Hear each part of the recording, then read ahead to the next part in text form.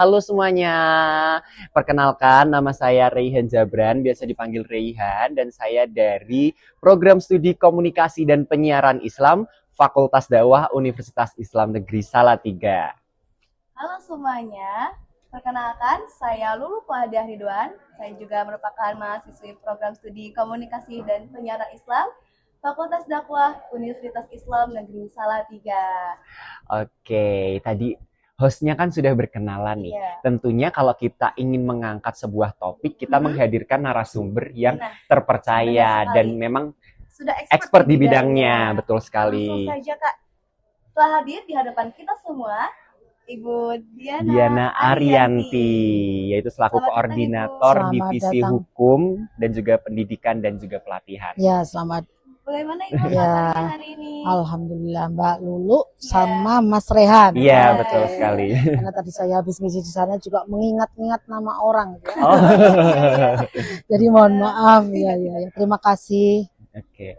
Kabarnya pasti baik ya Ibu. Iya, Sudah terpancar alhamdulillah. dari raut wajahnya penuh Iya. senyuman manis. Betul sekali. Dan juga kami mengucapkan banyak terima kasih ya. Tadi Iya. ibunya juga sempat mention kalau habis dari kegiatan Benar, sudah yang banyak sebelumnya orang yang dan juga menyempatkan untuk hadir di podcast kita hari Baik, ini. terima kasih Mas Rehan, Mbak Lulu. Sama-sama, Semoga Ibu. demikian juga keadaan seluruh pemirsa ya yang Iya, betul. sedang melihat podcast ini begitu ya. Oke, nah tadi kan kita sudah mention nih tentang topik awal kita yaitu Bawaslu. Ya. Peran strategis Bawaslu dalam pemilu dan pemilihan. Nah, mungkin kata Bawaslu itu sudah akrab didengar, tapi memang kadang kurang dimengerti. Apa sih Bawaslu itu? Lalu peran atau tugas Bawaslu tersendiri itu apa? Mungkin dari Ibu bisa menjawab terkait pertanyaan-pertanyaan tentang apa sih Bawaslu itu dan apa saja tugas dari Bawaslu itu sendiri. Baik Mas Rehan dan Mbak Lulu serta para pemirsa yang sedang mengikuti podcast dari Fakultas Dakwah ini terkait dengan tema siang ini gitu ya. Jadi kalau saya boleh ngambil judul yang nendang itu Bawaslu dalam pusaran elektoral gitu ya. Bawaslu dalam pusaran elektoral. Elektoral itu menyangkut pemilu dan pemilihan. Kalau nomenklatur di dalam undang-undang kita gitu ya, itu pemilihan, tetapi masyarakat kita akrab dengan yang namanya pilkada, ya enggak? Iya, betul sekali. Ya, akrabnya pilkada ya. Artinya pilkada itu pemilihan kepala daerah dan wakil kepala daerah. Bawaslu itu makhluk apa sih gitu ya?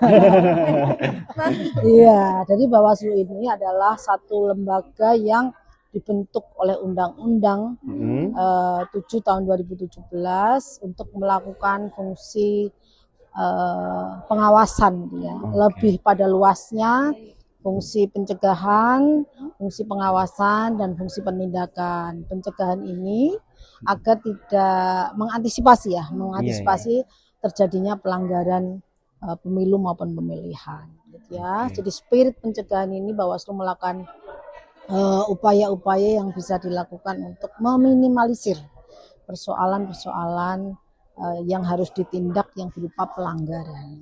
Gitu kira-kira. Ini bentuk Undang-Undang 7 tahun 2017 dari tingkatan pusat sampai di tingkatan ad hoc. Artinya yang ad hoc ini panitia ya, yang ada di kecamatan, di desa kelurahan maupun di tempat pemungutan suara. Jadi Bawaslu ini ada di tingkatan Republik Indonesia, ada di 38 provinsi.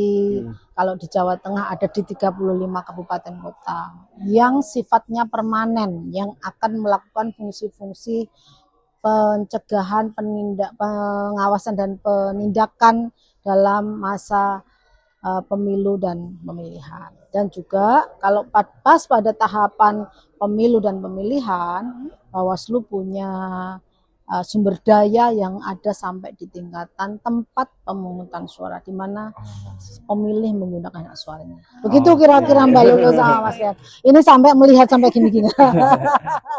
Karena memang kami juga butuh untuk memahami juga ya. Oh iya, benar. Nah, ini. Kami juga sebagai desa Ibu terkadang ingin bertanya-tanya selanjutnya. Iya.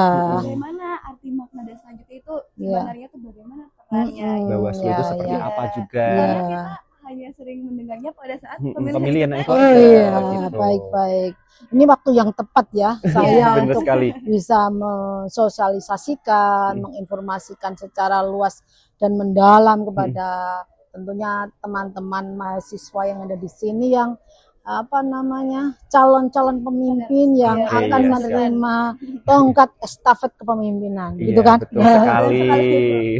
Nah, Ibu, tadi saya sempat mendengar nih Mm-mm. bagian yang metode pencegahan di mana Mm-mm. meminimalisir adanya kendala-kendala. Mm-mm. Saya sangat penasaran, Bu, bagaimana metode yang dilakukan oleh Bawaslu untuk Mm-mm. mencegah hal-hal yang tidak diinginkan tersebut dalam penyelenggaraan entah pemilu ataupun pemilihan. Iya, ya. Jadi fungsi pencegahan ini tadi saya ulang kembali bahwa agar tidak terjadi penindakan, artinya tidak terjadi pelanggaran di masa pemilu dan pemilihan, gitu ya. Jadi metodenya adalah mencegah terjadinya pelanggaran, gitu. Apa-apa saja yang bisa, strategi yang bisa digunakan. Satu, ya salah satunya forum ini ya. Forum ini adalah forum yang digunakan untuk menginformasikan, ya, Memberikan mengedukasi, menjadikan pemilih kita literate, Iya, betul menjadikan pemilih kita rasional. Nah, Betul. begitu ya. Jadi inilah masa yang paling tepat untuk Bawaslu untuk bisa memberikan pencegahan terhadap kelak nantinya beberapa tahun kemudian ketika ada proses pemilu dan pemilihan lagi, gitu ya. Jadi sosialisasi, gitu ya. Baik itu sosialisasi dengan berbagai metodologi ya. Betul Bisa sekali. sosialisasi tatap muka, bisa melalui menggandeng teman-teman mahasiswa ini, bisa dengan pemilih perempuan misalnya, gitu ya, pemilih disabilitas yang Iya, juga betul. mereka punya kesetaraan, keadilan yang sama untuk menggunakan dan menjalankan fungsi kewarganegaraannya, begitu Betul ya. sekali. Kemudian sosialisasi lewat radio misalnya, kalau bahasa saya serangan udara, gitu ya. Serangan udara,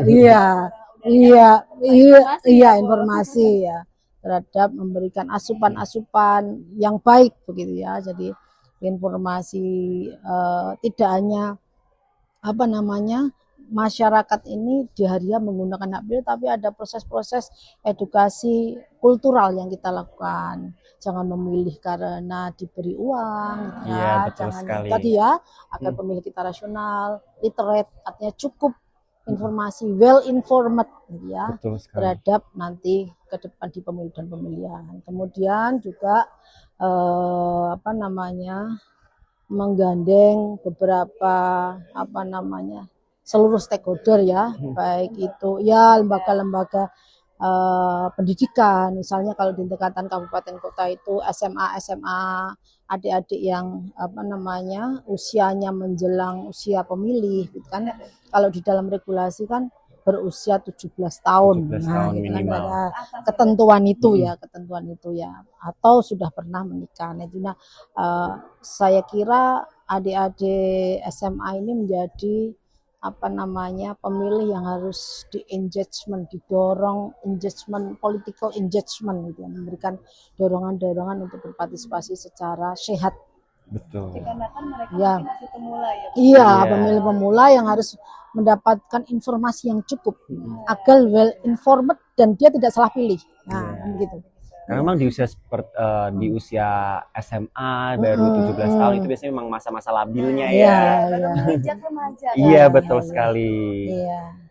Nah, tadi kan sempat dimention juga terkait suatu fungsi dari Bawaslu itu sendiri tentang pengawasannya. Iya. Nah, pengawasan tadi kan udah disebutkan juga ada yang secara langsung dan juga secara tidak langsung. Nah, apakah ada metode tersendiri untuk metode pengawasan di era yang apa-apa tuh sekarang serba digital, menggunakan iya. sosial media? Iya. Dari Bawaslu sendiri apakah ada metode pengawasan Iya, sendiri, Bu? beberapa waktu lalu di pemilihan serentak 2024 gitu ya, yang Iya, namanya betul. patroli cyber, gitu ya. Oh. Jadi yang namanya patroli cyber ini kita juga menggandeng pihak-pihak yang berkompeten.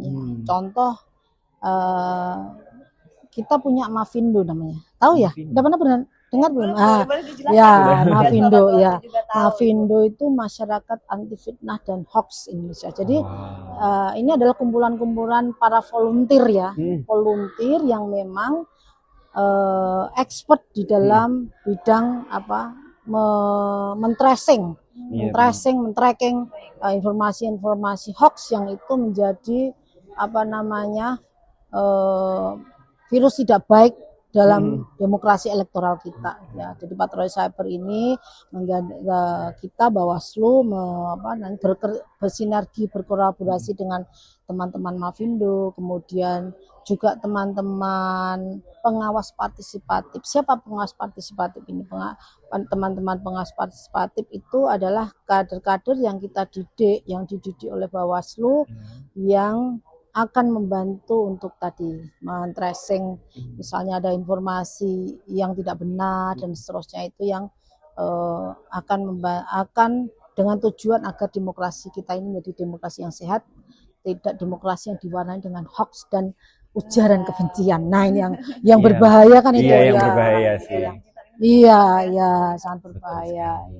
Tadi berarti ada metodenya langsung, ya langsung, tatap muka ya. Dan juga ada patroli cyber ya. Iya, patroli cyber. Menyoroti patroli cyber ya, Bu. Itu menurut saya itu menjadi capaian berarti ya, Bu, capaian bagi Bawaslu tersendiri. Iya. Apakah ada capaian lain di provinsi Jawa Tengah? Ya, jadi kalau metode yang digunakan, metode pengawasan ini kan sebaiknya memang sesuai dengan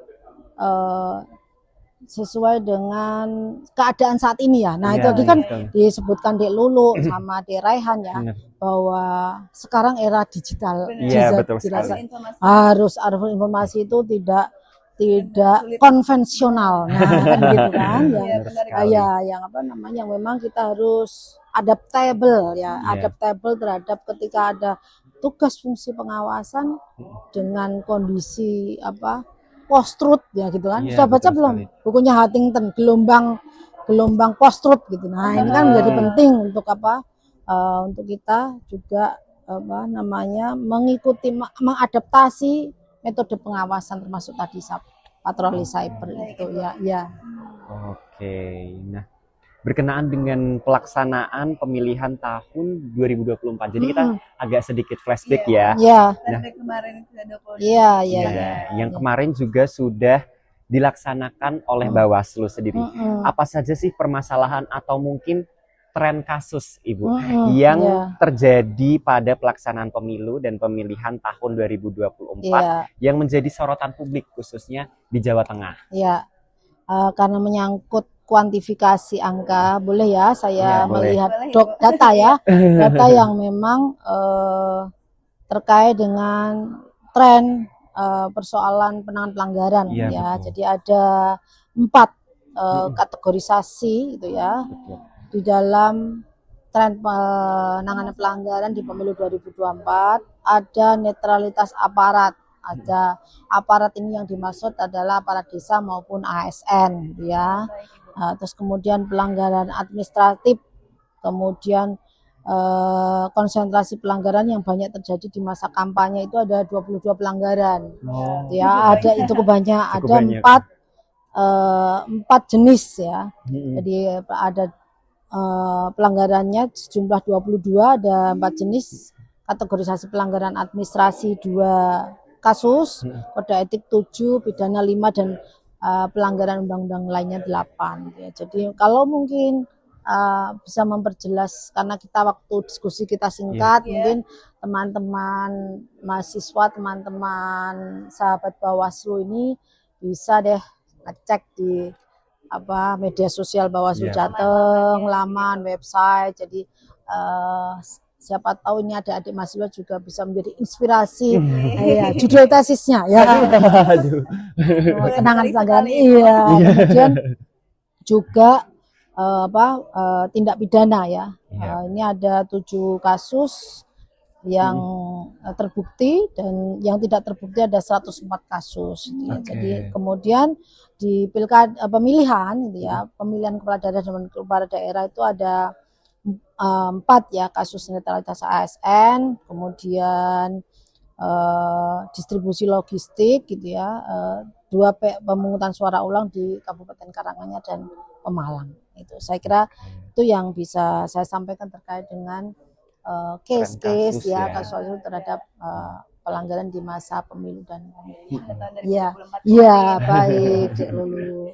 Nah, tadi kan Ibu juga sudah menjelaskan, tadi Iya. saya sangat tertarik juga tentang perihal post elektoral. Iya, iya, iya. Nah, dalam masa post elektoral ini, Bu, apa saja proyeksi ke depan yang dilakukan oleh Bawaslu mungkin untuk jangka panjang begitu? Iya, iya, iya. Jadi ini tahapan elektoral, election ya, itu ada 3 fase. Ya, jadi baik, Ibu.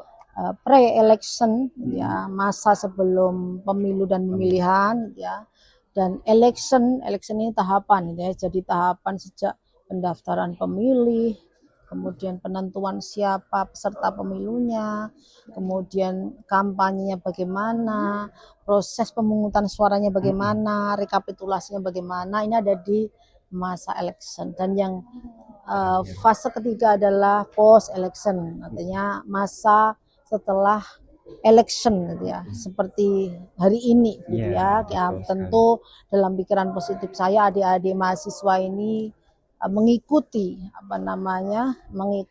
isu-isu terkait dengan akan adanya revisi undang-undang pemilu gitu ya. Jadi masa post election ini sebagai penyelenggara pemilu, dalam hal ini Bawaslu, ada banyak program yang kita siapkan ya, peningkatan kapasitas dan kapabilitas sumber daya manusia, kemudian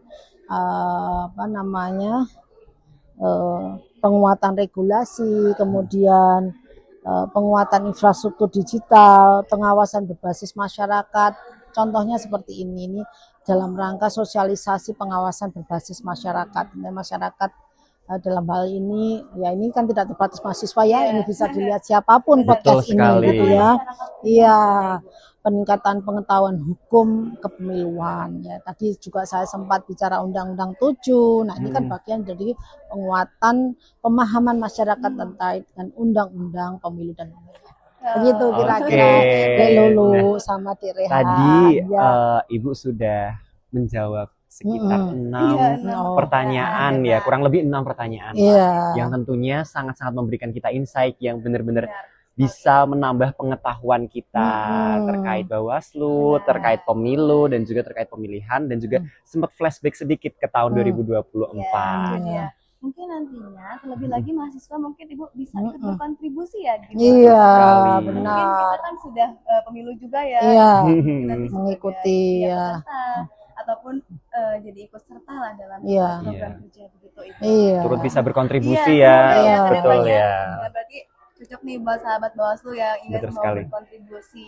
Nah, oke. Nah, mungkin sebelum menutup podcast pada hari ini, mungkin bisa memberikan closing statement Ibu, khususnya untuk para pemirsa kita. Iya, iya. Karena saya ada di lingkungan mahasiswa ya, para pewaris peradaban. Pemimpinan masa depan. Iya, para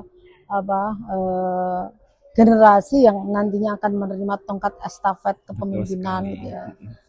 Jadilah teman-teman mahasiswa ini menjadi bagian dari berkontribusi kepada demokrasi kita ya. Tidak hanya sekedar memilih, tapi berpartisipasi dalam bagian dari proses menjadi penyelenggara pemilu dan pemilihan, dalam hal ini Bawaslu ya.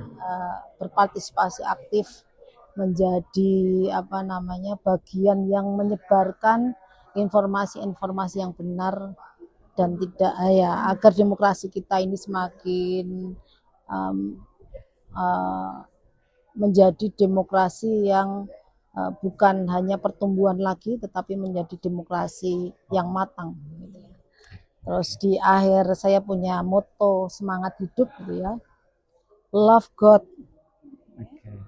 blessing others, and self improvement gitu ya. Jadi Oke. bagaimana kita meningkatkan kapasitas dan kapabilitas diri kita dengan berbuat baik atau bermanfaat bagi lingkungan di mana kita ada, ya. Betul banget. Dan itulah cara kita meraih cinta Allah atau Tuhan. Gitu, Oke, ya. Masya Allah. Nah, itu tadi mungkin pesan dari Ibu dan juga sekaligus closing statement pada podcast Fakultas Dakwah bersama dengan Bawaslu pada kesempatan kali ini. Yang tentunya juga bisa memberikan insight dan harapannya tentunya teman-teman sekalian pemirsa tidak hanya mencoblos saja Ibu, tapi turut serta berpartisipasi di penyelenggaraannya juga bisa. Nah, oke. Saya Reyhan Jabran Putrayana. Dan saya Lulu Fuadiah Ridwan. Kami pamit undur diri. Terima kasih sudah menyaksikan podcast kami. Dan sampai jumpa. Wassalamualaikum warahmatullahi wabarakatuh. Terima kasih, Delulu. Terima kasih.